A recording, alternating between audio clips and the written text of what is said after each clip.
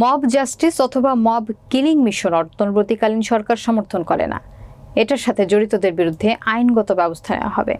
অভিযুক্তদের বিরুদ্ধে ব্যবস্থা নিতে কে কোন দল বা মতের সেটা বিবেচনায় আসবে না, ডাক, টেলিযোগাযোগ ও তথ্য বিষয়ক উপদেষ্টা নাহিদ ইসলাম বলেছেন, এমন মন্তব্য করেছেন। বিস্তারিত থাকছে নোয়াখালী জেলা প্রতিনিধি বেলাল হোসেন নাইমের প্রতিবেদনে।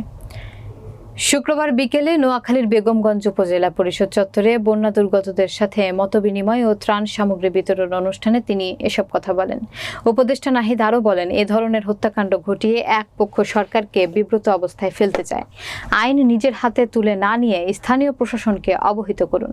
গত 16 বছরের একটি বিশৃঙ্খল অবস্থা থেকে দেশে স্থিতিশীলতা ফিরিয়ে বর্তমান সরকারকে সময় দিতে হবে। গণমাধ্যমের কিছু দাবি দেওয়া রয়েছে।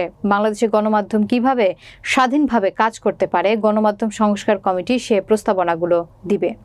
এ সময় আরও উপস্থিত ছিলেন নোয়াখালী জেলা প্রশাসক খন্দকার ইশতিয়াক আহমেদ, অতিরিক্ত পুলিশ সুপার নাজমুল হাসান রাজীব, বেগমগঞ্জ উপজেলা নির্বাহী কর্মকর্তা মোহাম্মদ আরিফুর রহমান। এর ভিতর দিয়ে কিন্তু আমাদেরকে নতুন বাংলাদেশ তৈরি করতে হবে। বাংলাদেশ এখনো একটি সংকটকাল পার করছে।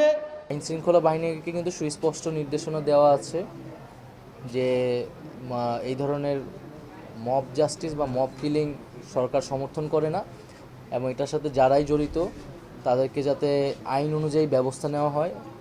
এবং আপনারা জেনে থাকবেন যে ঢাকা বিশ্ববিদ্যালয়ে কিন্তু যে ঘটনাটি ঘটেছে সেটার জন্য 3 জনকে গ্রেফতার করা হয়েছে, এবং জাহাঙ্গীরনগরেও যেই ঘটনাটি ঘটেছে সেখানেও কিন্তু বিশ্ববিদ্যালয় প্রশাসনের পক্ষ থেকে 8 জনকে বহিষ্কার করা হয়েছে।